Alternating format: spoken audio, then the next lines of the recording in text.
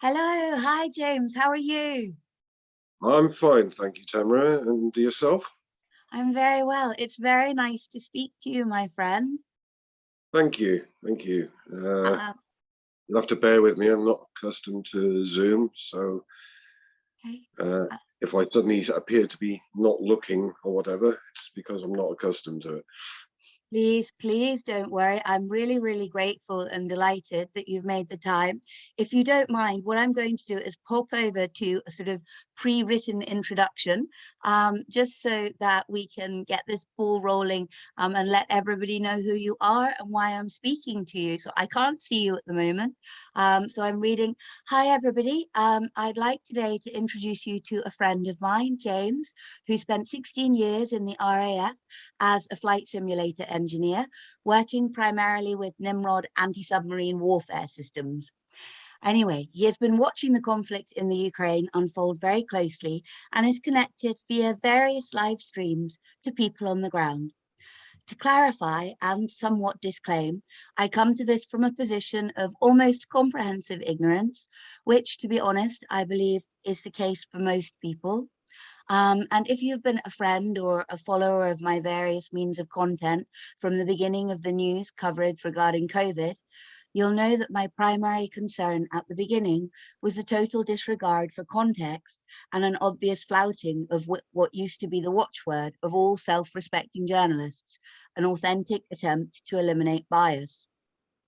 So, for instance, I was very aware when the media started reporting the daily COVID death tallies that they neglected to put in important comparative information and statistics, like, for instance, the number of people who had died from or with COVID as compared to the average number of people who would normally die on any given day of a similar respiratory illness, like, for instance, flu.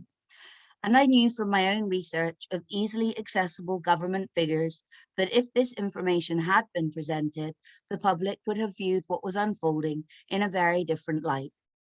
So, with regards to what's happening in the Ukraine, I can't claim to come at it from a grounding of significant background geopolitical knowledge. What I can assert with confidence, though, is that via the mainstream media, the public is being subjected to the very same lack of context and balance that we were and still are enduring with regards to COVID. I wanted to share with you, therefore, James's insight, because I've come over time to have a great respect for the thoroughness of his research and his commitment to trying to extrapolate truth. So, without too much further ado, thank you, James, for giving of your time. And please, would you mind giving us a grounding of how this conflict came to unfold as best that you understand it? Hi, Tamara. Thank you for that very flattering intro there.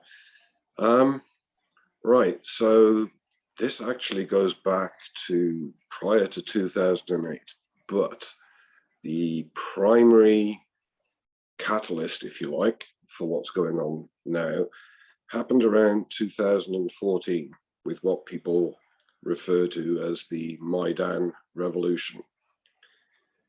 This was, which is a matter of public record now, if people care to look, it was an actual US-led coup.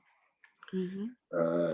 The prime minister at the time was fairly corrupt, it has to be said, and there was a fair amount of history of corruption in Ukrainian politics ever since the dissolution of the Soviet Union. So with a dissatisfied population, the Americans seized their opportunity and pushed their man Zelensky forward. Now, in the years 2008 to 2014, the far right and Nazi extremist movements in Ukraine had a sudden uptick. There's a Time article, which I'll refer you to later, from around about 2012, which talks about the online radicalization and recruitment of far-right extremists on a global basis towards Ukraine. To wit, that even before 2014, there had been somewhere in the region of 17,000 foreign fighters recruited into such organizations as the Azov. Now, there's been some coverage in mainstream of the Azov battalion, which has been gradually and slowly whitewashed as being, well, they're not really Nazi, they're just enthusiastic nationalist patriots. And this is accompanied by the fact that they'll say, quite rightly, that they only form a very small minority of the population. What they neglect to mention is that they all hold positions of high influence and high power. And Azov is far from the only Nazi and right-wing extremist group that's active in Ukraine.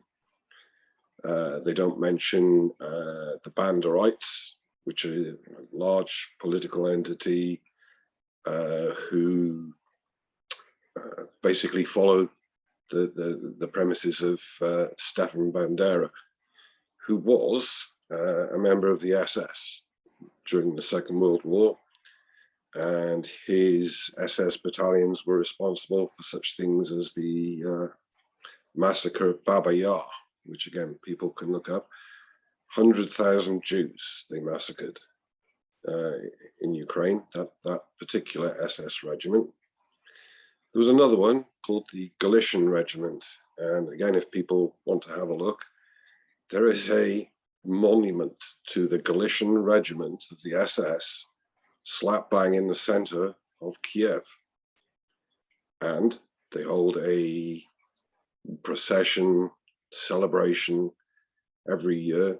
If you look it up, there was one on the 28th of April last year, and again, people say, oh, well, there were only a few hundred people attended and all the rest of it. But what you have to bear in mind is you cannot have a statue to an SS battalion in the center of the capital of Ukraine without tacit approval, at least, of the government. Mm-hmm. Absolutely. It's not going to stand. Mm-hmm. Mm-hmm. Additional right-wing and Nazi groups that people may not be aware of. Another one is called Svoboda, which is a more political group, if you like. I like to think of it as an analogy. If you think of the IRA and the Sinn Féin being their political wing, then Svoboda is the political wing of the Nazi element in Ukraine. There are far more extreme groups like C14. I'll give you links later to a video by the head of C14, laughing and joking about the fact that, you know, they might only be 7%, but they wielded all the power in the Maidan, and with the full backing of the West, and the West was backing them because they loved to kill. You then have, who else? The right sector.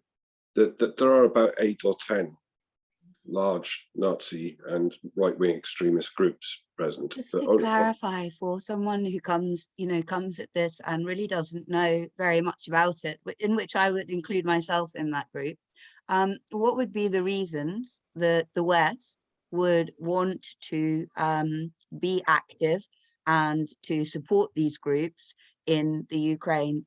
The border is clearly something. Would you just talk to me about that?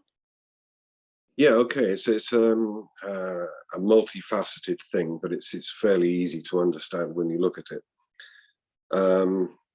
US hegemony, or if you like, world domination, has been the goal of neocons for decades. And for the most part, they have held on to and maintained domination, firstly because of their military size and might, and secondly because of the dollar being a reserve currency, and they have control over the financial markets and institutions such as the IMF, the World Bank, and things like this. And you can see today examples of where they are trying to exert that kind of influence. The US currently sanctions 80 different nations around the world, and on Russia alone has 8,000 sanctions currently. So they use their financial might and their military might to bring nations under heel. One of the reasons that they went into Libya for a regime change there was the fact that Gaddafi was proposing a new gold-backed currency for the Middle East, in which all the Middle Eastern countries could participate. This would have rivaled the dollar. It would have potentially spelt the end for the petrodollar, and it would have weakened the Americans' influence on a global basis. It's absolutely fascinating. Absolutely fascinating. I had no idea. I did actually live in Tripoli for a couple of months prior to the fall of Gaddafi or the invasion of Libya. And my experience on the ground was very different from what you would expect, given the coverage that, you know, it was given in the media. So that's very, very interesting. Carry on. Okay, well, you're probably more knowledgeable about the No, not at all. area Not at conditions all. than myself Not at in all. Libya. No, I was just there. So it really was just on the ground. I wasn't there on a research capacity. I was just there, and I was aware, because you can't not be if you grow up in the West, what the perception is of Middle Eastern countries, and in particular ones that are, you know, ruled by what were described to us as sort of despots, you know, tyrannical leaders like Gaddafi.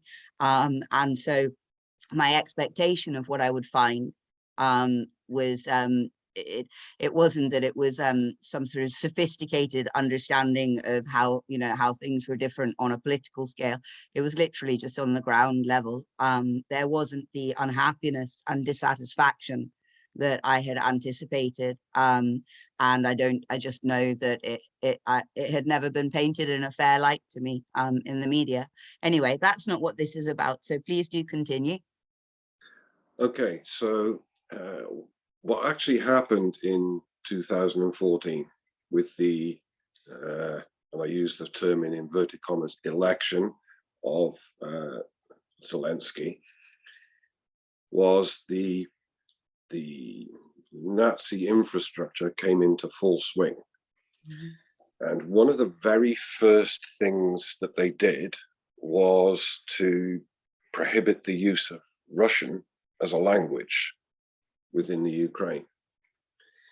Now, a good 30 to 50% of Ukrainians are ethnic Russians, and Russian is their first language.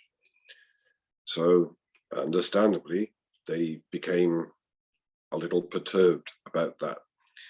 And you also have to remember that prior to that Maidan revolution, with the shape and size of Ukraine, basically the western side of Ukraine had been trading with European countries, and the eastern side had been trading with Asian countries and Russia, just sheerly due to the logistical nature of the distances involved. And essentially they had trading relationships with all their neighbors, which is pretty understandable. The instant that Zelensky came in, they cut off all trade relations with the Russians and signed up to European trade and this kind of thing. There are a number of videos that I would recommend people watch, which give a good background, and like long before this conflict came into being. The first one is a documentary film by Oliver Stone called Ukraine on Fire, which is increasingly being suppressed, but it is still available. I think most people could probably find it on YouTube. I'll give you some links later anyway. A really critical one is called Burned Alive in Odessa. And on the very day of the Maidan, the population of Odessa, which is largely Russian speaking, were protesting about cutting ties with Russia and not being allowed to speak Russian any longer. Large groups of the, shall we call them, far-right extremists from the Maidan proceeded to attack them, and they forced large numbers of them into what was the trades union building in Odessa and proceeded to set fire to it, and they burned 50 people alive. That isn't even the worst part of it. They televised the attacks, and the studio audience applauded while this went on. Again, I will pass you links to that video. I don't think I could watch it, but yeah, thank you. It's worth watching because of the way it all panned out in the end, because the the surviving victims were the ones who were prosecuted and not the perpetrators. What were they prosecuted for? A number of things. I can't rightly remember, but Speaking Russian. Russian speaking, yes, but what has to be remembered here that these people are Ukrainians. No, I was just I shouldn't have, but I was kind of making light of the fact that they probably were prosecuted for ridiculous and inappropriate reasons, you know, that were kind of manufactured in order to pull it off. Can I just draw you back just for a moment? So the question that I posed earlier, but maybe didn't frame so well, is kind of why would the West be interested in creating instability there? Right. Okay.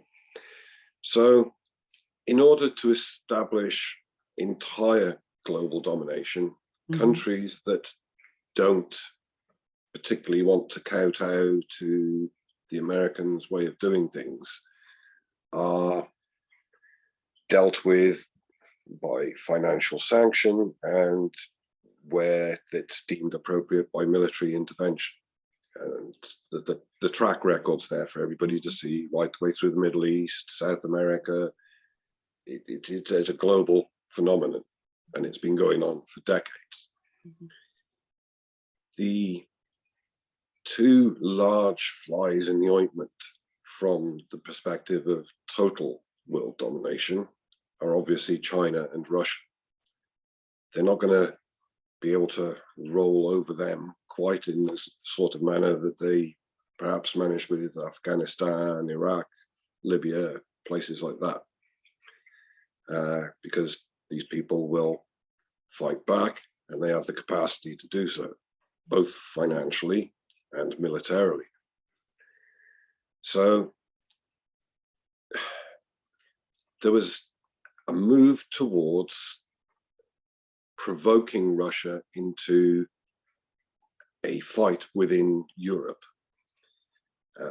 This has already been happening in 2 or 3 stages, with the addition of countries closer and closer to Russia's borders being accepted or brought into NATO. 3 times in the past, going back to actually the dissolution of the Soviet Union, Americans and NATO have made verbal promises to Russia not to expand 1 inch eastwards. And in 2 successive waves, they've edged closer. The last remaining country on Russia's western border that is not a NATO country is the Ukraine.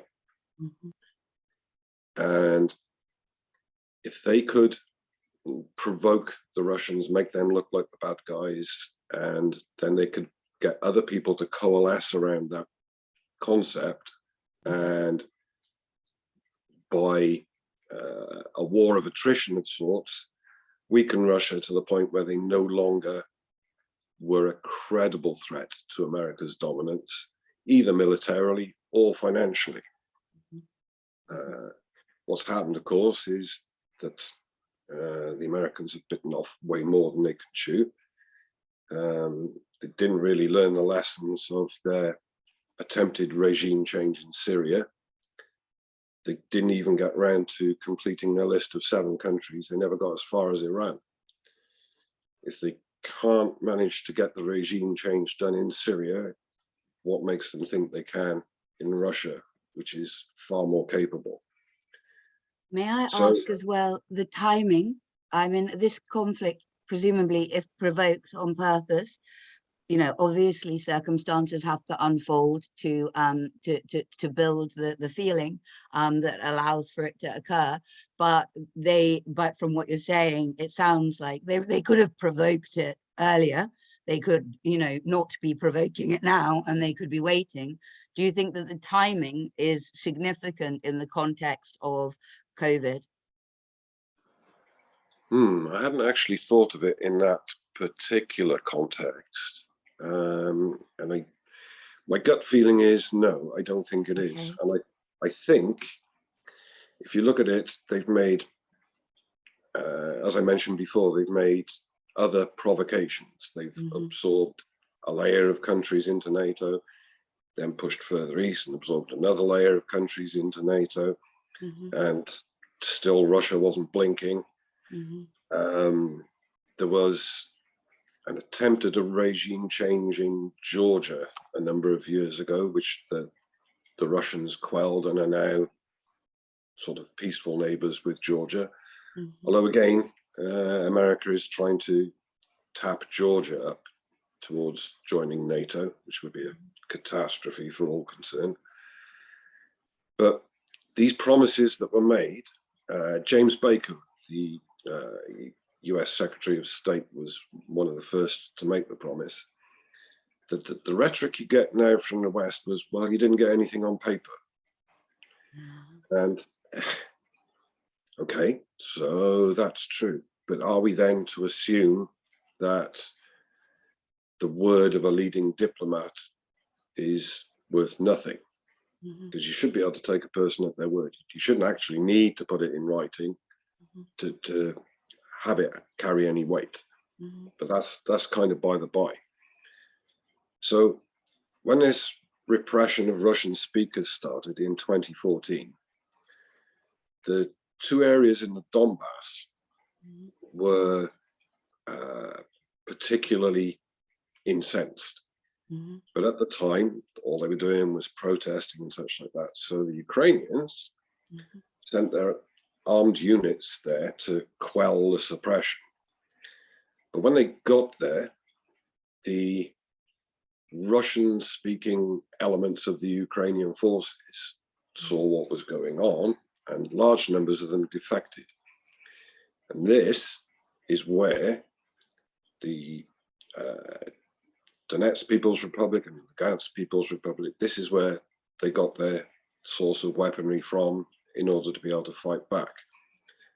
The rumor in the West is that these were Russian armed and Russian backed separatists, and nothing could be further from the truth. There's a gentleman by the name of Jacques Beau, who was a senior NATO officer across that whole time frame, and he was tasked with preventing the dissemination and flow of small arms and the proliferation of them throughout Europe. And he had a very close eye on what was going on there, and he was the first one to say, you know, that they're getting their arms from defectors. The state of the Ukrainian army at the time was absolutely horrendous. I got some figures here, if I can just find them, I'll quote them to you.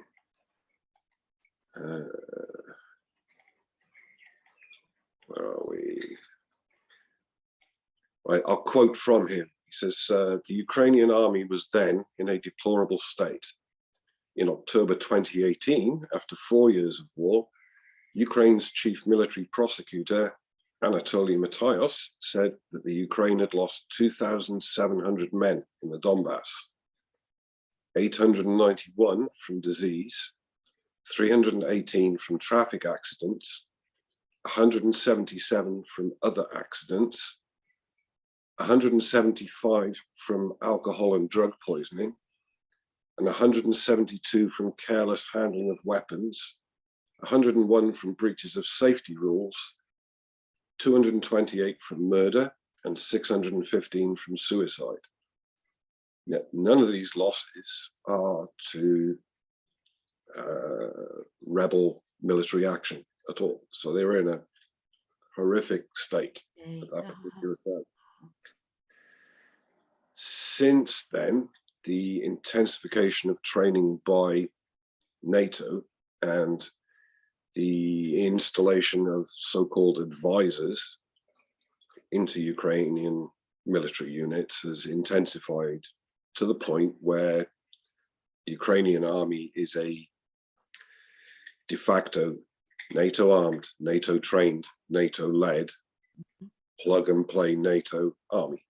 Mm-hmm.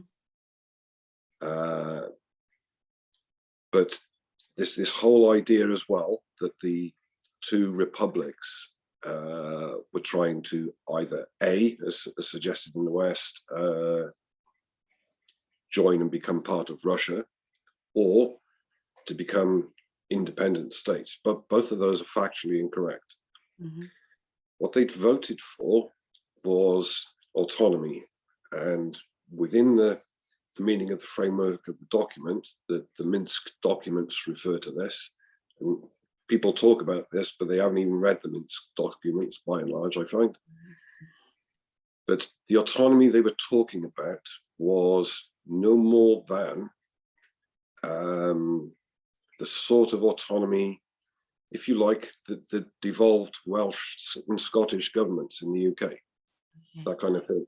Mm-hmm. So still part of the UK, mm-hmm. still come under the UK government as a whole, mm-hmm. but with the autonomy of local decisions and things like that that these sort of governments hold. And that's what the vote was for.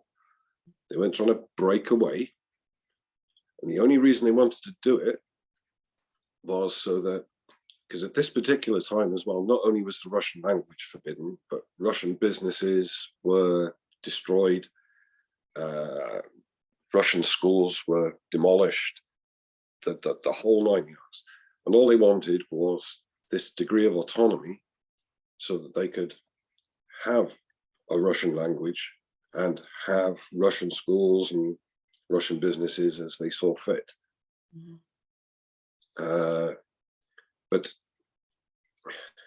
so what you're describing sounds like persecution to me. That's entirely what it is. Yes, yeah. Entirely what it is. And so that seems to have been very much left out of any kind of talk about what's going on. Yes, you'll also note that I don't think I've ever seen any yet. I will stand to be corrected if you advise me otherwise, but I have yet to see any Western mainstream media sources reporting from anywhere near the east of Ukraine, nowhere near Donetsk, nowhere near Lugansk. They're not talking to any of the people there. And so relying on the sort of general Western ignorance about the geography of the country, that, you know, if you appear to be reporting from the Ukraine, that it's irrelevant kind of what area that you're reporting from. That sounds, I mean, again, very, very misleading. Yes, yes. And the reporting and of war crimes and the attributing of them mm-hmm. to one side or the other. In the West, all the war crimes are attributable to the Russians, as far as mm-hmm. Western governments and Western media say. Which just can't be true, because it's never true. No, it's not. The two primary ones, which are popularly cited in the West, are the massacres at Busha mm-hmm. and the missile attack on the railway station at Kramatorsk. Okay. Some facts they neglect to mention. I'll deal with Kramatorsk first because it's the easiest one. Kramatorsk is actually part of the Donbass area. Mm-hmm. So this was an area where the evacuees waiting at the station to be evacuated were evacuating to Russia, were Russian speakers and sympathetic to the Russian cause. Mm-hmm. So it would, first of all, it would defy logic that the Russians would launch a missile attack on them. Second thing is that the West has quite nicely, via the Italian guy who was first on the scene, they've made the serial number on the side of the casing of the missile readily available. That can be traced, and it's part of the inventory belonging to the Ukrainian forces. Oh wow! So that's one easy one. Now, I'm not saying this is categorical proof because there's been no proper investigation, and there won't be. Mm-hmm. There won't be. Mm-hmm. Bucha again. There are several factors that the West kind of forget. The first one is that the Russians left on the 30th of March, I think it was, and the massacres were first publicized on the 4th or 5th of April, I think it was. Now, on the 1st of April, the mayor of Bucha made a nice video from the town centre, all chirpy and happy and talking about how the Russian orcs had gone and everything was quiet and peaceful now. He made no mention, none, of any corpses lying in the streets, nothing. He was quite happy just because the Russians had gone. Right, okay. Second Which seems thing, an inconsistent public, speech, if indeed that has occurred. It's very, very bizarre, isn't it? yeah, also something that you can work out for yourself without any particular specialist knowledge is that nobody's denying that the Russians left on the 30th. Now, when the Azov battalion went into Bucha on the 4th or 5th, I can't remember which date it was now, but it was several days later, when they first went in there, and there is this video of corpses lying in the street. Two things come to mind. Three, actually. The first one is there was, to be seen, if you look, fresh blood on some of the corpses. It's not going to look fresh after 5 days. Also, the condition of the body after 5 days, out in the open, in those temperatures, it wouldn't look like that. It wouldn't. And then you have to think, right, so the Russians left on the 30th, and these villagers sat round for 5 days, leaving corpses on the street, waiting for somebody to show up and photograph it. Who does that? Nobody, because they're people's family, they're people's friends, they're people's loved ones. Yeah. So it seems very, very, very implausible that it played out the way that it was represented in the mainstream media in the West. Yes, and the big factor that nobody seems to mention anymore is that immediately it was reported, the Russians made a demand that there be a UN Security Council meeting immediately and an independent investigation team set up to go and investigate post haste. The UK blocked that meeting and has since refused the opportunity to set up an investigative team. Why would they do that? That is, if you think about it as a civil case or whatever, there's been a murder, and all the rest of it. Somebody who impedes the immediate investigation, that is obstruction of justice, perverting the course of justice, whatever. Why would they? And why would the Russians be the first ones to say we want an immediate investigation? Yeah, You know, absolutely. I, Absolutely. because there hasn't been an investigation, I can't say categorically it wasn't the Russians. But the Hmm. circumstantial evidence that's mounting up here makes it Hmm. highly unlikely. And unless there's an independent investigation, we're never going to know. But the fact is, the rhetoric is out there now that the Russians butchered everybody in Busha. Hmm. And that's what's, it's a bit like a court case, you know, where somebody will say something that's very damning. And the judge will say, oh, you can't say that, strike that from the record and disregard that jury. Too late. Hmm. It's in people's minds. And that's I all they think as remember. well that it's easy. People don't know very much about Russia in general if they're not from there or from a neighboring country, or if they don't have a personal interest in international politics. But what people do tend to know, the little that they know, will sort of maybe chime with the Second World War, or chime with the Bolshevik Revolution. And it seems to me in a very, very facile way, because I don't have in-depth knowledge, but that there's been this kind of slight playing on that sort of the fact that if there's anything in the public mind, it may be one of those two things, and that if you sort of play on this idea that they are sort of indiscriminate slaughterers of other people, that people will accept it. And I actually have found it very hard to accept on face value. Um, Given what's been happening over the last 2 years, I actually find it easier to accept that there is connivance afoot. And that's very sad. You know, who knows whether I'm right or wrong, but it is very, very,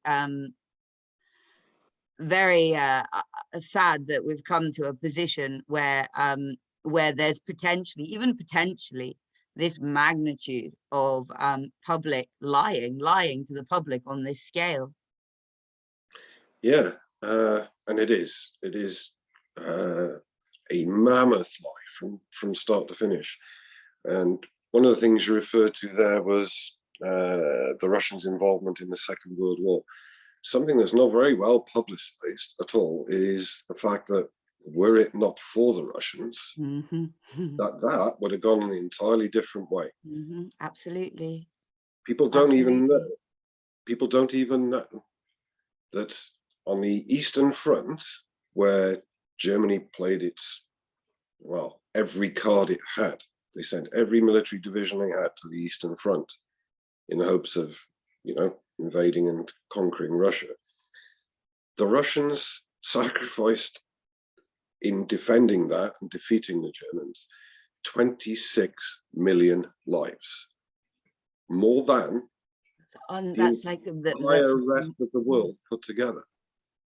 and also more than the population of a lot of countries or states. Yeah, exactly. Yes. Yeah, I hadn't even thought of it like that. But yeah, you're right. Yeah. More people than there are in Scotland, which Yes. is where So I'm from. Sorry.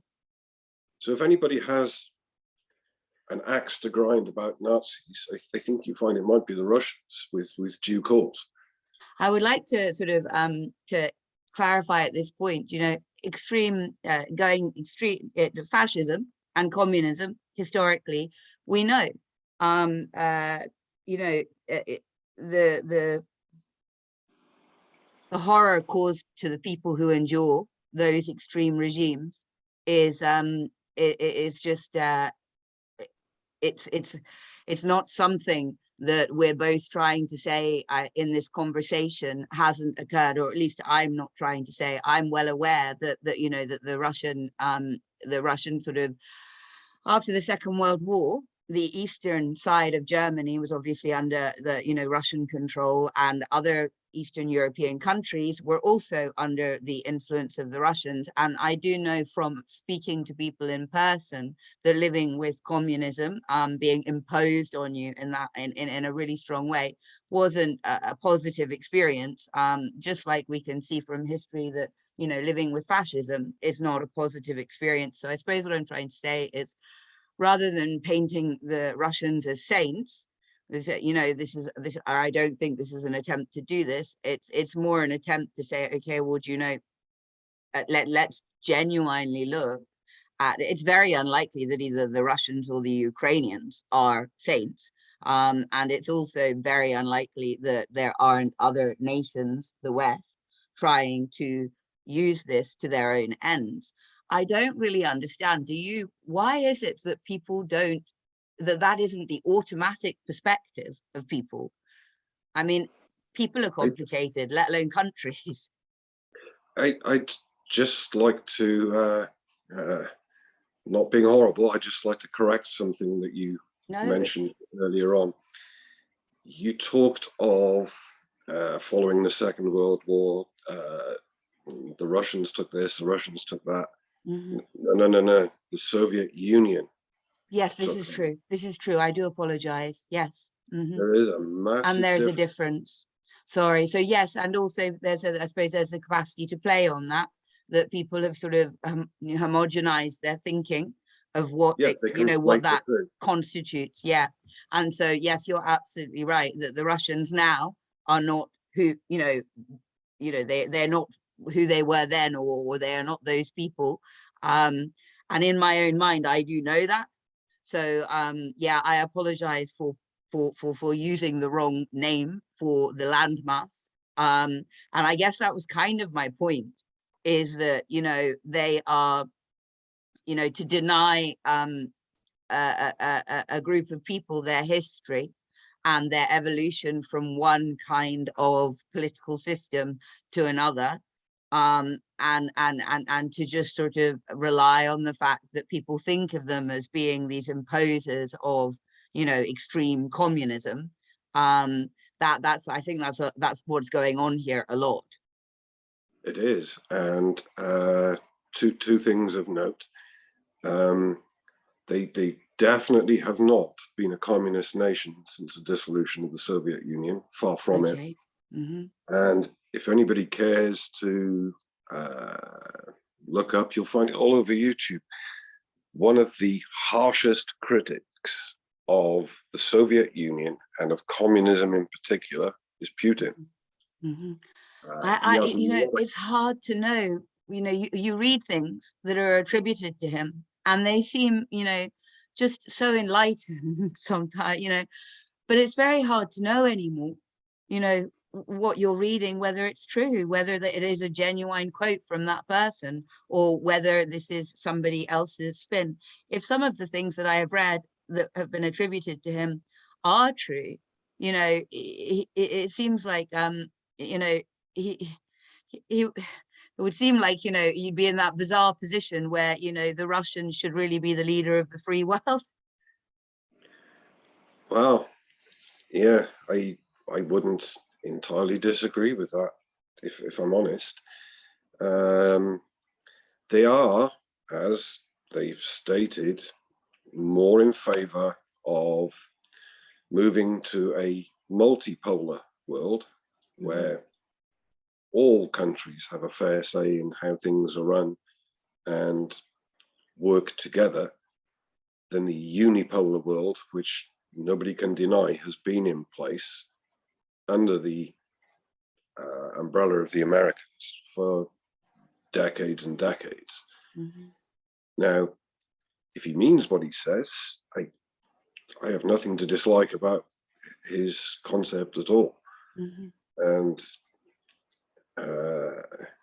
I don't know, moving back to what has precipitated this invasion, because there are 3 or 4 different aspects.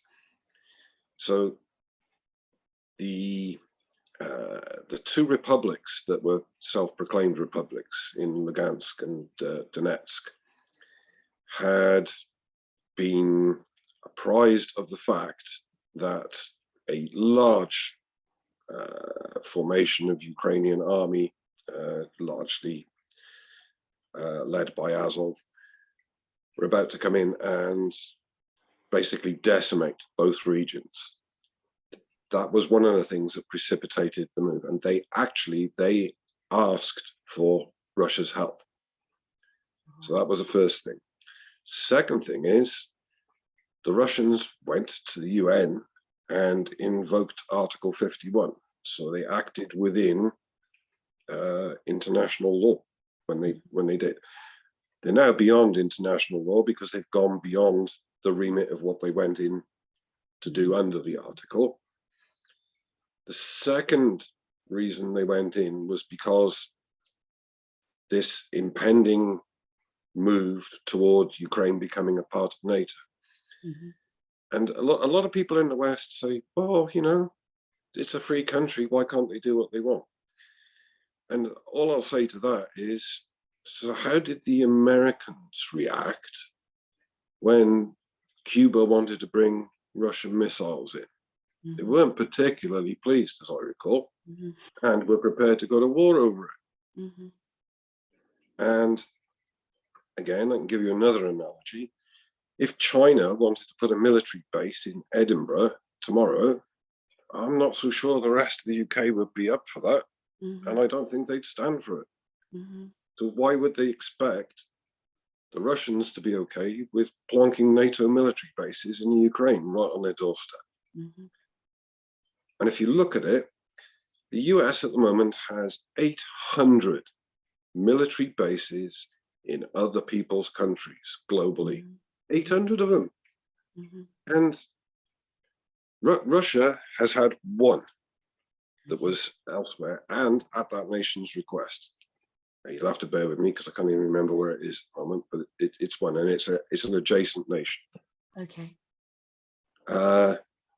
China, military bases in other people's countries? None.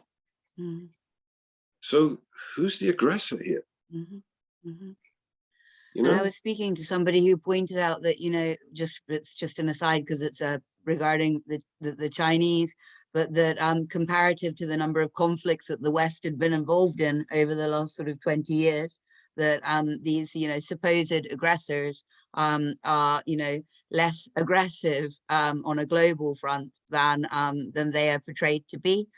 Just interesting.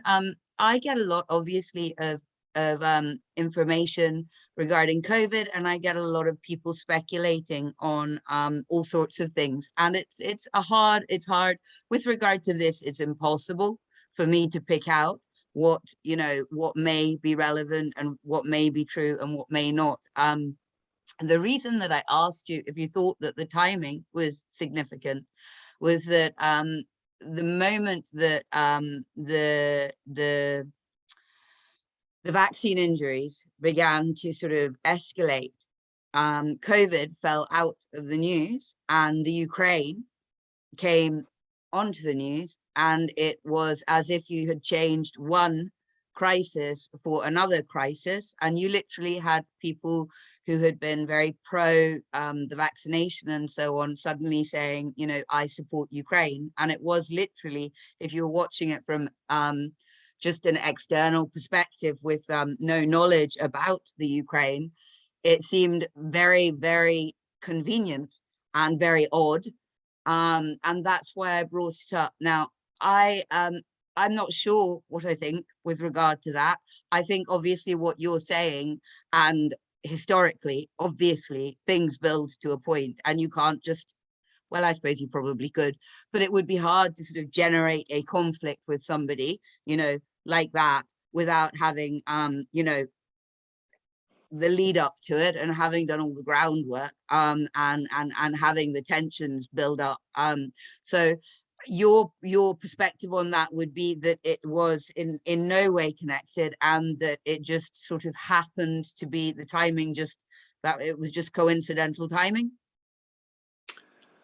Well, when you put it like that, I wouldn't rule out the timing being one of convenience, because the final straw, if you like, was this impending move by the Ukrainian army into the Donbass area. Well, I'm sure they could have done that prior to then, and I'm sure they could have waited until after then to do that. So I guess if you know that that's the straw that's going to break the camel's back, you have a trigger that you can use as and when you see fit and when it's convenient for you.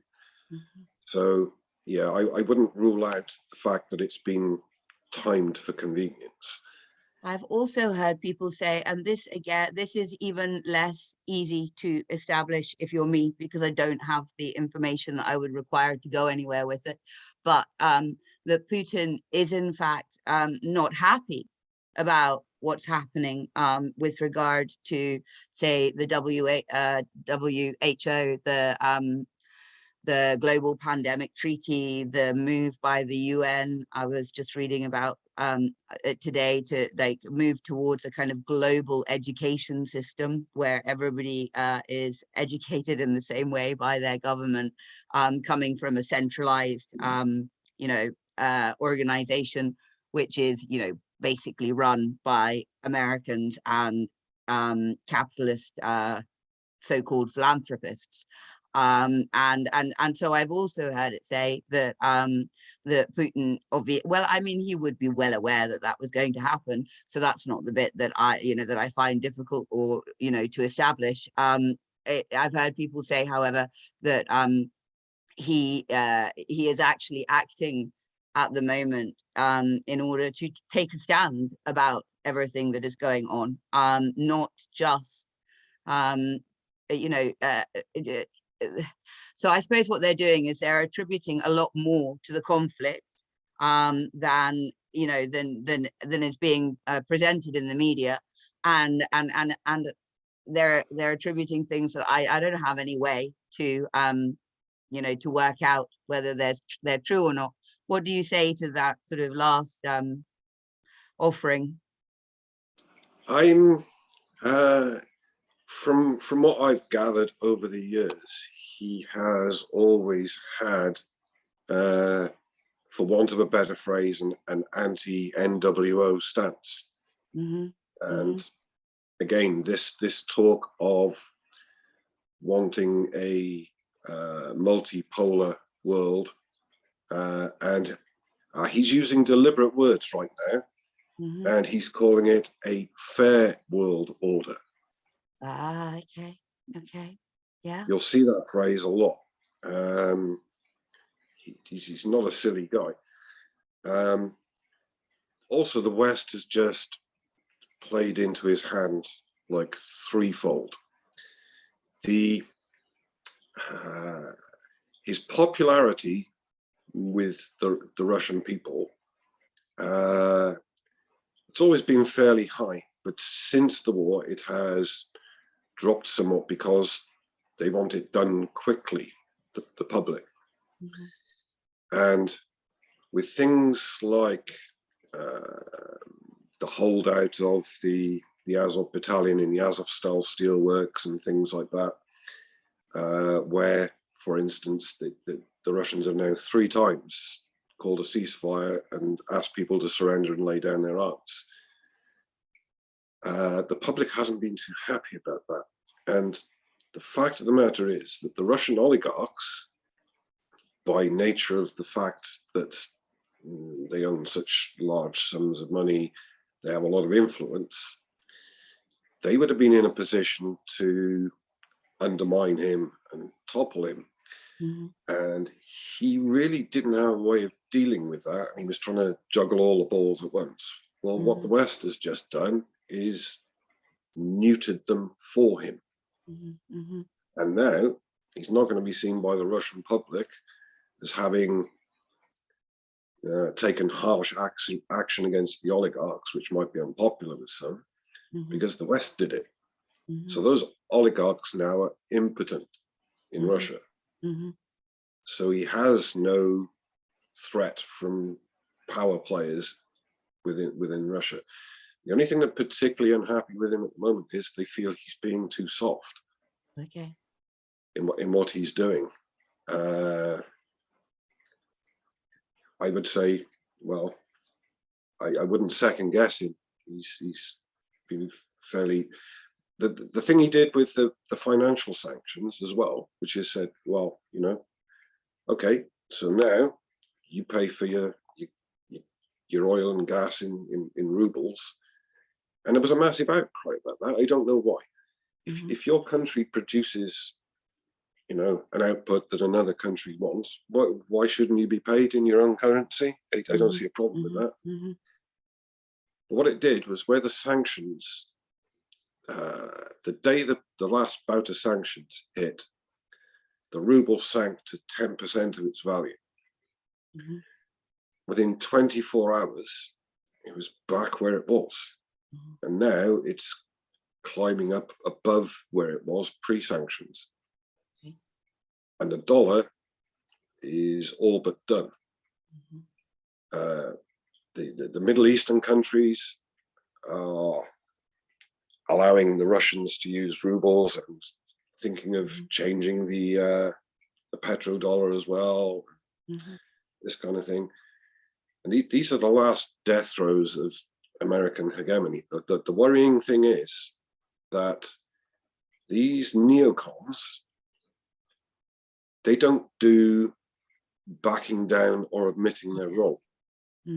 That was kind of where I was going to sort of ask you, to sort of so that it's listenable to people in maybe two chunks, this conversation, because it's lovely and, well, not lovely, but you know what I mean, it's a good conversation.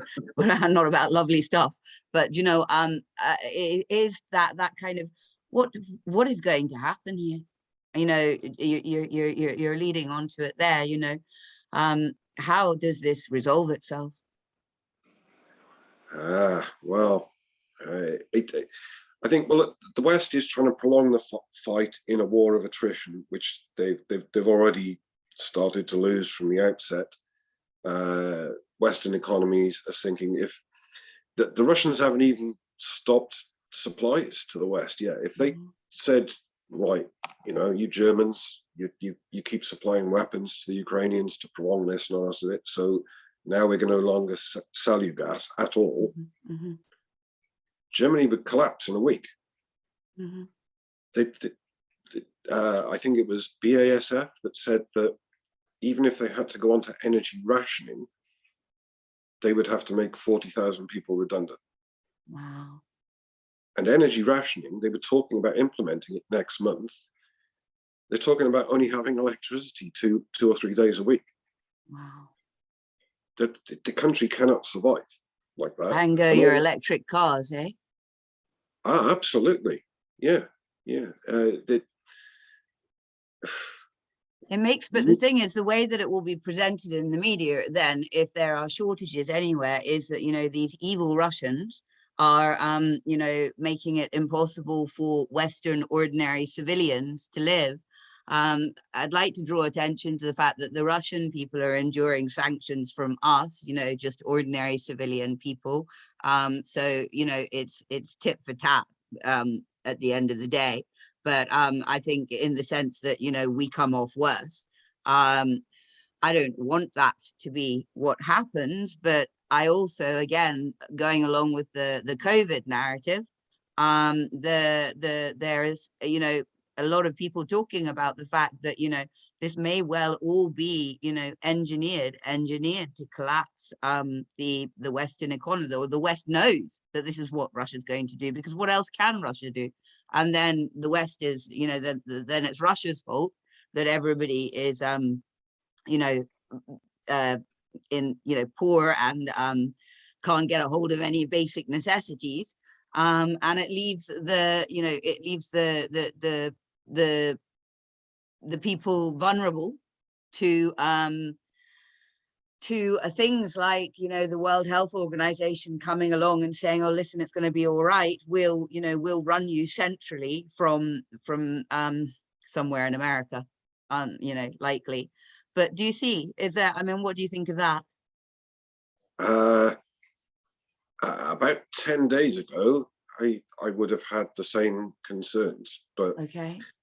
Biden is already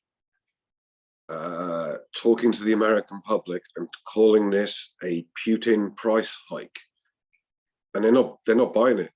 The American public are just not buying it, because they already know that inflation was rising sharply. The market was about to crash, and all the shortages were coming in long before Putin Well, invaded. and I mean, the UK is blaming them. The BBC were blaming the war in Ukraine, so essentially the Russians, for the same thing here. The fuel prices and the difficulty getting certain supplies. They've already started the narrative here too. My concern is, you say they're not buying it, but I mean, everybody has bought what's gone on over the last 2 years. Are you sure they're not buying it?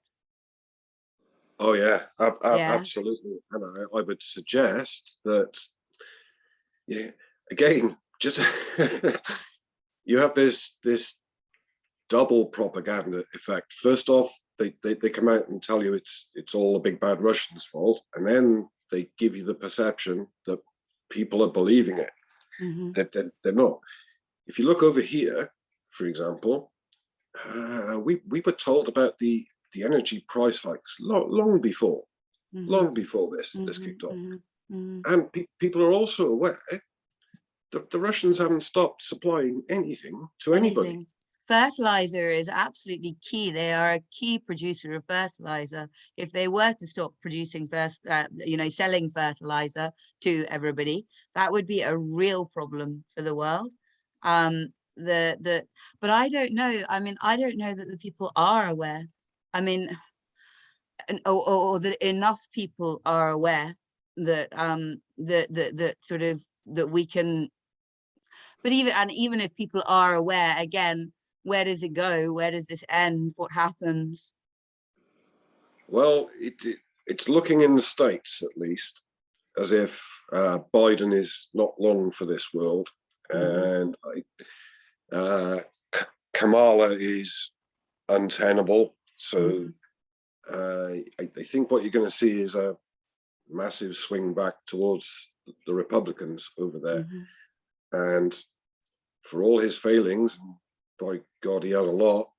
What you can say about Trump is he was trying to normalize relations with Russia. Mm-hmm. Mm-hmm. Now, I can't claim to be knowledgeable about that. I'm not knowledgeable about that. I didn't know that that's what he was doing. I know that he made a very that they did well, sort of economically, while he was there, in a lot of respects, and that wasn't really covered because he made so many gaffes that were so much more entertaining, and I also now know, because of the way that the truth has been distorted over the last 2 years by the media, that Trump probably endured a great deal of unfair distortion himself. I'm not saying that I'm a Trump supporter.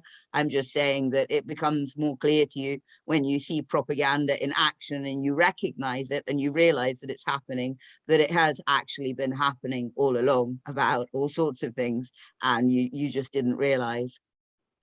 Yeah, it does. It happens an awful lot. I think what you need to look at next is what happens in the French elections, because Okay. Le Pen is, and that's whisker away Mm-hmm. from taking that election. And Uh, that because you see in the news today things like, that they're going after her because of some sort of very old, I can't remember what it was, where you basically don't, in business, where you do something sort of fraudulent. I can't remember, fraud's not the right word, but she did something a very long time ago and it's being dredged up now. And when you see that somebody is apparently, posing a threat to the powers that be. Absolutely, yes. You'll also see the likes of Orban from Hungary being demonized, Mm-hmm. because he's stated outright they cannot afford to stop importing energy from Russia. They get 99% of theirs from Russia. So the Americans don't like being told no. Mm-hmm. These embargoes and sanctions we're putting on are at the orders of the US. Mm-hmm. Our politicians know full well that it is going to say negatively impact, is putting it mildly, is going to harm their own constituents massively. And there's an argument, I would say, that is treasonous. Mm-hmm. Mm-hmm. Because they're elected to represent and look after the people of this country. So if they take policies and strategies that deliberately harm the people of this country, surely that's treason. Mm-hmm. Mm-hmm. There's a lot of it going about these days. There is. Liz Truss is going to be in some very hot water very soon as well, because there's been a couple of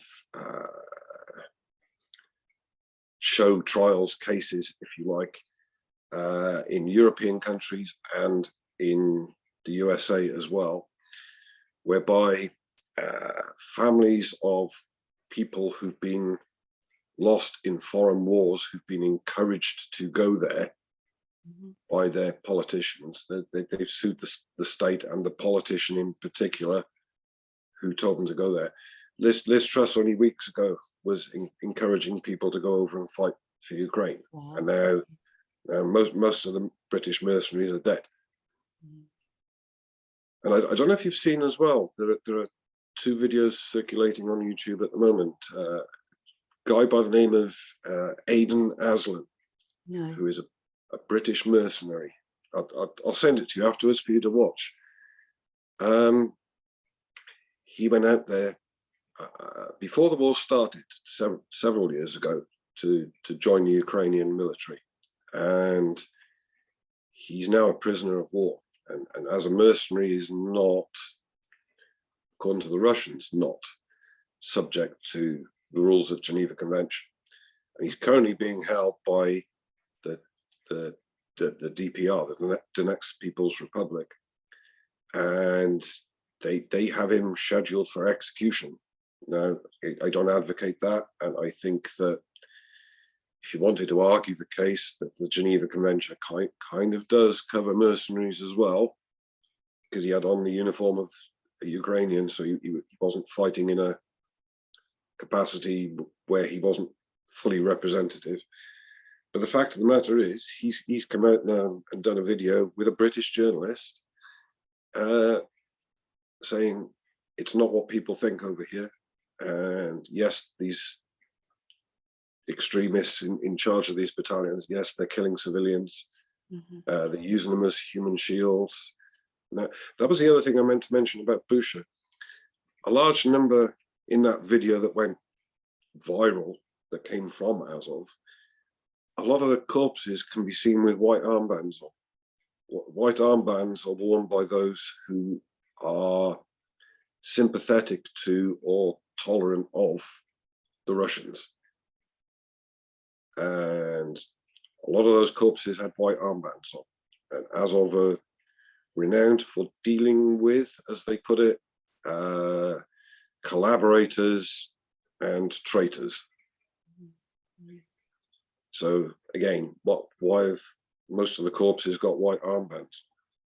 I feel like where I am with this is that it's one thing to sort of try and unpick it, you know, in terms of what is actually unfolding here and whether there is anything going on that is premeditated. I mean, it certainly sounds like it's premeditated to provoke the Russians. From your description, it's you know, which I believe you. So I also. But there's, and I also actually think that the COVID narrative, I think that the two are conjoined. However, obviously that's just my opinion. But when you actually get down to talking about, you know, the corpses, now, don't get me wrong, I realize that, you know, I don't know, but I assume that many Ukrainian people have died also. And to me, that is horrific.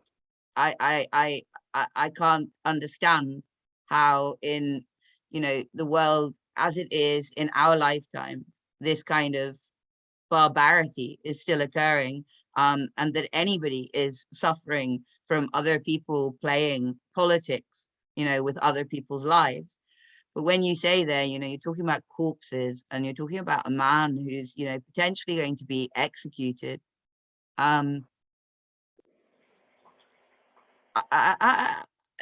I don't know how, I mean, how is this still happening? You know, what is going on? I try to stay away from sort of the kind of detail that you gave me there, because I actually just, it makes me feel so desperate about humanity. I mean, who cares about the Geneva Convention? He's a man. Maybe he made decisions that you think are bad decisions. Maybe he thinks they're bad decisions now. You know, we've all made bad decisions. You don't go about killing people, you know.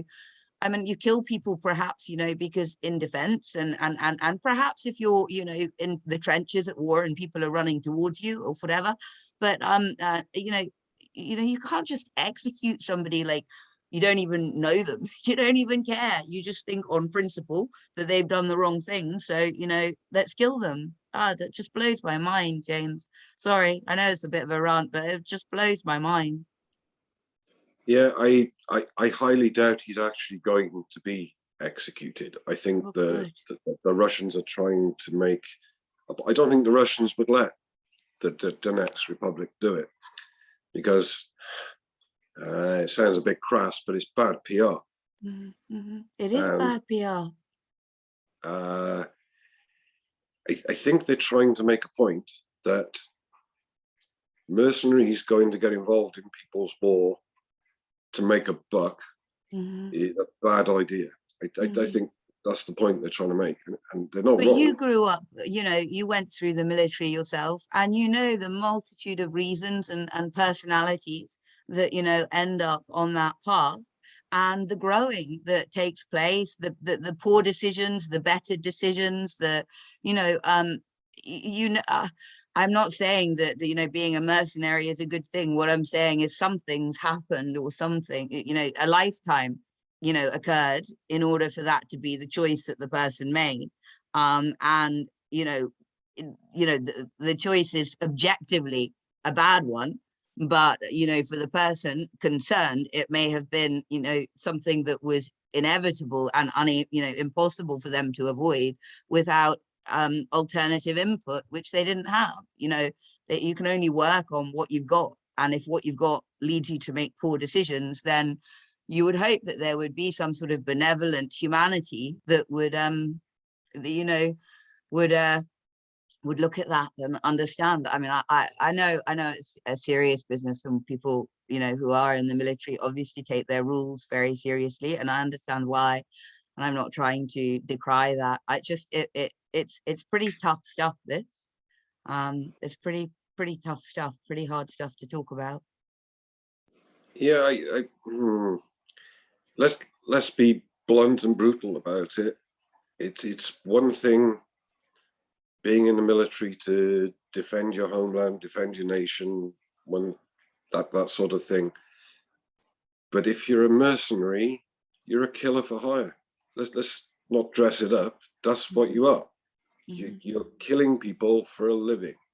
But what happens to somebody's brain? There's clearly something wrong, even if they appear to be very functional, even if they appear to be elite. There's actually something wrong. You know, so there's something wrong. People don't. It's not a. If you've been brought up and had, you know, perpetual kind of well, not perpetual. It can make, but you know, good enough life experiences, then the likelihood that you're going to be a killer for hire is kind of, you know, minimized. Whereas, you know, people don't become killers for hire. And the same with the, you know, the Bill Gates and things of this world. You know, people don't become people who are so power hungry and money hungry without being conditioned into it from birth, you know, conditioned by everyone that surrounds them to think that, you know, the only thing that matters is money, and that it doesn't matter, you know, how you get it, and that every time you get it, you get applauded by your own set, and you know, you get your seat at the table gradually moves towards, you know, the top, and to lose that status is unthinkable, and so you've conditioned psychopathy, and I mean, I think killers for hire are also, you know, they something has gone terribly wrong. Now that doesn't mean that it's okay. I understand, you know, you could look at everything that any person had ever done and say, okay, well, they only did this bad thing because of everything that happened to them. But then, I don't know, for me personally, I think we would be better off, you know, as a tribe, as humanity, actually realizing that and getting to that point where we do understand that, in fact, that is true. So if we don't want all of this that's happening, we have to, I mean, you know, I know you're a keen proponent because you've told me of, you know, gardening, being in touch with, you know, the earth, what really matters, what it is to be a human. I think that people have been increasingly divorced from that, and that is allowing for atrocity. Yeah, and if I'm perfectly honest about it, military indoctrination,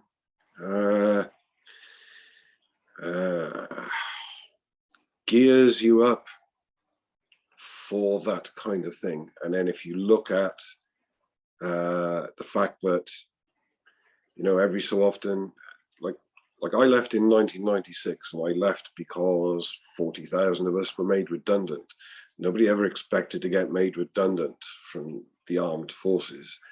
And when they did that, all of a sudden, we had to integrate back into civilian life and be normal people again. And some of us were not best disposed to be able to do that. And there's no help. There isn't. The idea that the government looks after ex-servicemen. Walk around any town centre, you'll find a homeless ex-serviceman on the pavement, and he's left. We're still, if you look at the security threat lists on you know, British police's list and all the rest of it, military veterans are near the top of the blinking list. We're the biggest threat to, you know, the security of the country, apparently. I mean, all I want to do is like cuddle up with my cats and go and mess around in the garden. I don't want to go and kill anybody. So it's tantamount to the whole, how can I put it, the criminal youth, and they're only like it because they grew up impoverished and in a ghetto and all the rest of it. I don't care. You know, the indoctrination is there to turn out like that, but you have a choice. You have a choice. There are plenty of people, and I'm going to, just off the top of my head, I just thought of Marcus Rashford. He's not come from the best of beginnings and all the rest of it, but he's a fine example to youth now. So. I mean, if you think about this, I think about free will a lot. I've spent a lot of time trying to figure out whether there is free will. You know, when you think about, you know, so to go back to basics, you get a sperm and an egg come together. It's 2 bits of genetic material, which the actual embryo that is conceived has no control over. That then replicates, and a brain is at some point formed, and the baby is in the womb. It's got basically a computer processing unit in its head that can't turn off, and it's not in control of the input. So the input will keep coming, and it will have to process it, and the processing of it and the input shapes it as it grows.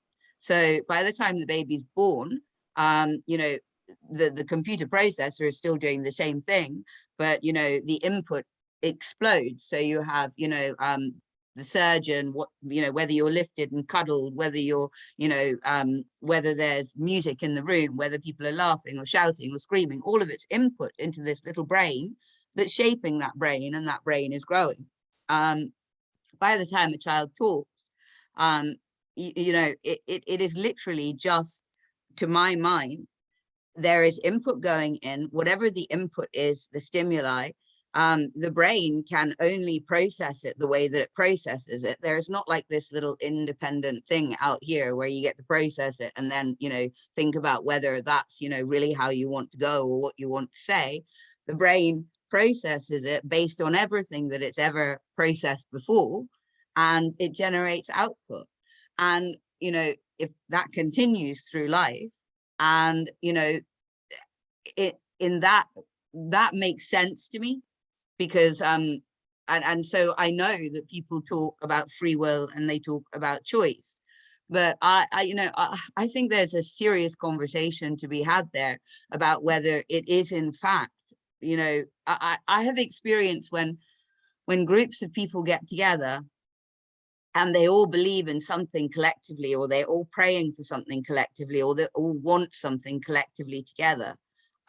you can feel something, that you can feel a vibration, a lift, and sometimes I wonder, we're not in control of our input,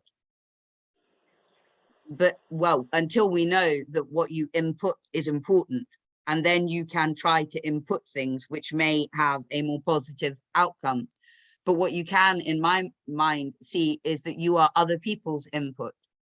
So you might not have control over your own output as much as you have control over other people and their well-being. So I'm not so sure. I'm not so sure about the model of that everybody's got a choice. I mean, Marcus Rashford maybe just had some really good input from somebody.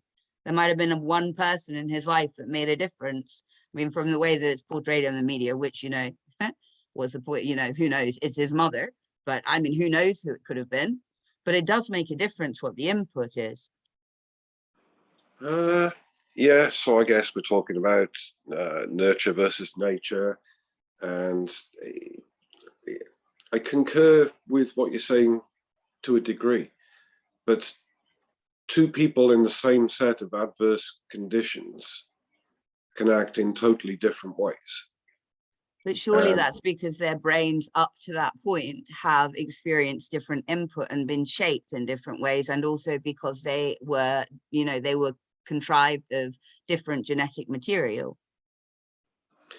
Yeah, I think you're absolving people from responsibility if you go too far down that road, though. But I wonder why people are scared of absolving people from responsibility. What's the harm in perceiving people as inherently good, and that ultimately they are the way they are because of the way that their brain works, and that society has to work harder to use that information to understand that we must not generate psychopaths by prioritizing money or allowing for war and that sort of thing, that it is actually the responsibility of humanity to get better in order not to generate that kind of output from people's brains. Yeah, I worry that, again, I kind of agree in principle with what you're saying, but I worry that people will use that to, as I say, absolve themselves from responsibility. So, yes, I know I just disemboweled a cat, but, I couldn't help it. So let's move on. No, it doesn't work like that. Not for me. I do think that there is a sort of a conversation to be had, because again, the idea that we know that it's true to a degree what I'm saying, because we attempt in a very ineffective way, but in some ways, to rehabilitate people in prisons, for instance, by exposing them to different input, by giving them input that they haven't had all their lives. So whether that's courses, or whether that's structure, or whether that's expectation, or we expose people to different input because we recognize that changes how people behave. I think that I understand the worry that you have, but I think that if it is the way that people are anyway, the worry is kind of irrelevant, because what needs to be done is to work towards understanding that that's what's going on, and in the meantime, things are going to unfold. You may get a sort of segment of people. Generally, though, unless somebody has reached the level of, so for instance, it'd be interesting, what would you do with Bill Gates? What would you do with him? Do you think that he is responsible for his behavior? Yes, Yeah. I do. And Absolutely. what kind do you think is appropriate? Oh, wow. There you go. For a start off, I would remove his source of power. I'd remove his funds. Mm-hmm. right from the start. Again, I go back to what I was talking about earlier. The Russian oligarchs have now had all their assets seized. They have no influence. They have no power in mainland Russia anymore. So it works, you know.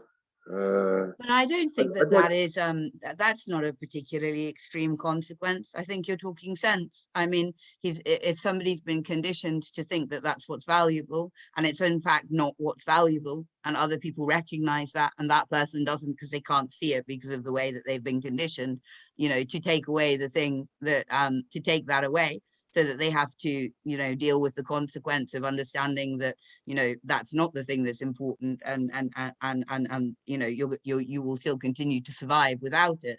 And now, you know, you need to remodel. I was thinking more, people are talking about, you know, Nuremberg 2 and things for COVID. It just, I just always wonder, you know, what is everybody planning to do with all these people? And similarly, what you have to say about what's going on in Russia, I wonder, you know, well, going back to there, and we'll close it up. What do you think? How do you think this is going to play out the next 2 years, say? Because you've said that you think that the Americans are 2 years. Yeah. I don't think we need to go as far as that. Okay, good. I can make you some predictions. First off, the West is alternately confused or lies about the fact that the Russians haven't been anywhere near Odessa as yet. The people who are confused actually have more idea than the people who are lying. The people who are lying say, you know, they just don't have the resources to do it, and all the rest of it. I will make a prediction, and that is that they're leaving it till last, and they are going there. And I'll give you a date prediction and an outcome prediction. So I think once this large lump of Ukrainian army in the east is either dispatched or surrendered, whichever comes first, they will then move towards Odessa. And they've left Odessa till last because of that atrocity I was telling you about right at the beginning of our chat, where 50 people were burned alive in the trades union building there. And I'm of the opinion, and it's a fairly reliable rumor coming from several places, that the Russians are going to hold Nuremberg type trials in that specific building. Oh, wow. Because of its significance. And they will, for want of a better phrase, invite the world's press. Now, I'll make this other prediction that things are going to be wrapped up before the 9th of May. Oh, wow. Now that's a really, and why do you think that? That is a almost entirely political move. 9th of May will be May Day, and the military parade through Moscow, as is done every year. And they will want to do that with all this settled and their objectives having been met. I don't see them waiting beyond the 9th of May because it just won't hold water.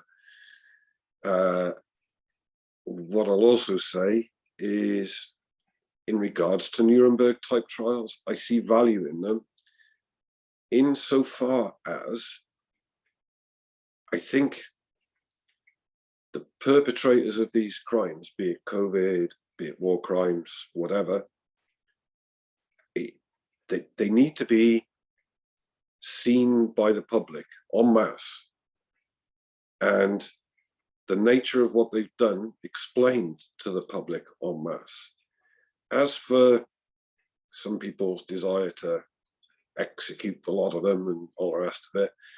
I don't believe that makes us any better than they are. Some, I believe, will probably deserve to be imprisoned. All need to be stripped of their power and their assets, and retributions made to the victims of what they have done. If you remove somebody's power and their assets, you are de facto giving them the opportunity to start again with a better perspective, which is kind of leaning more towards your more generous point of view. Well, do you know, if you were faced with it, James, you know, are you going to kill this person, or are you going to find some way to try and make it that they're not dangerous anymore? Yeah, I can't see how you can kill somebody whilst complaining that they've killed somebody. It's hypocrisy at its finest, that is. And don't it's no believe... sort of evolution over what has come before. And what we know is that what has come before has not prevented what is happening now. So we need to change, in my opinion, how we deal with things. And, you know, one of the ways could be like what you're talking about there, you know, rather than going for bloodlust and revenge, trying to understand that, yeah. Well, one of the reasons it hasn't changed, despite what's gone before, is, in my opinion, that the same people remain at the top of the tree as have done for millennia. But that's probably a topic for another occasion. But it's rinse, repeat, basically. Well, on the kind of note of, you know, that there was a little tiny bit of hope in there, the idea that perhaps if we handle the outcome of what's occurring at the moment globally differently, then perhaps we will get a different future, or a better future for our children. I don't think I'm really clear, though, just before I go, on what do you like. So do you think, you know, is Russia going to stop, you know, selling to the West? Are we going to have a crisis of food and fertilizer and all sorts of other things? I don't think so. It's also worthy of note is my point in saying this is they could, if they wanted to, crash all of Europe in a week. That's not what they're trying to do. People don't even realize or have forgotten that after the dissolution of the Soviet Union, Putin asked if Russia could join NATO. He wanted a global trading and global security proposition where everybody had a say. And the West portrays Russia as being isolationist. They're not isolationist if they're asking to join NATO. You're the isolationists if you're telling them that you haven't got a cat in hell's chance. We're not having it. Because the military-industrialist complex, which is making mega bucks out of this, as everybody will know, you can't sell weapons if you haven't got a conflict to fuel it. So there always will be a conflict. And the UK's attitude, to me, is disgusting, which is this business of let's continue sending arms. Oh, incidentally, two things, sorry, before we're done. The first one is if you want to check into how bad the lying and propaganda of the Western press is, go look up any Western news source for the 23rd of March and see what they say about what's happening with the Russian invasion. And every single one of them will tell you, Russia's only got enough food, water, fuel, and ammunition left for another 3 days of war, and they're on the run, all the rest of it. Well, apparently not. It was just an utter propaganda lie. And it was the same lie across every Western news source on that particular day. They just make it up as they go along. I've forgotten the other point there. Never mind. I mean, that's thank you so much, James. I'm sorry it's sort of gone round the houses, but on the other hand, as you know, I'm a fan of sort of authenticity, and even in the media, you know, this business of sort of really sound biting people, editing them, controlling what they say, controlling the conversation, having people terrified that if they sort of misspeak or misunderstand or you know, just appear to get it wrong or be, you know, have a moment of stupidity, that's all, you know, that's not media, that's not how we present things. Whereas to me, you know, if we could be more authentic about everything, including allowing people to talk to each other, you know, for the length of time that the conversation goes, and also, you know, without concerning themselves too much about, you know, whether or not they you know, they said the wrong thing, or they, you know, perhaps accidentally went off, you know, in this direction for a few minutes and they shouldn't have, or whatever. So I actually, you know, I think it's cool and fine to say that you can't remember the second point. I'd love to come back and speak with you again. Would that be okay? And maybe you can bring me the second point then? Yeah, if I can remember it by then. It doesn't matter. I'd just like to add that I did my absolute cast iron best to stay on topic. It was you that dragged me off in different directions. Oh, no, absolutely, I happily went there because I wasn't going to just cut you off either. You know what I mean? No, well, I mean, that's what I mean. I mean, I'm not an interviewer par excellence. I am just a human being who cares and enjoys speaking to other people who are of a similar ilk. But I really do thank you so much for spending the time. Yeah, no, absolutely. Me who went off topic. It's easy to do, I find, when you care about stuff. But totally not your fault. And thank you so much for talking to me. Okay. And thank you for putting me on the spot on a couple of points where I had to really think hard about what I was going to respond. Well, do you know that you know, thank you for telling me that, because I mean, other people make me think, you make me think all the time. Lots of people make me think and make me rethink. And I think that should be allowed, and that should be part of what it is. We should talk to each other. We should share things. And sometimes we should, you know, if we're presented with something, we don't know the answer immediately. It's okay just to work it out before you say something, or to say something and then say, not really sure that actually went the way that I meant it to. But yes, anyway, I will go because, as you know, it's hard for me to stop talking. So I'm going to stop now. Thank you so much. Bye-bye. That's okay. I enjoyed it. Take care. Thank you. I'm Bye, glad Tamara. you did. Me too. Bye-bye. Bye. Bye.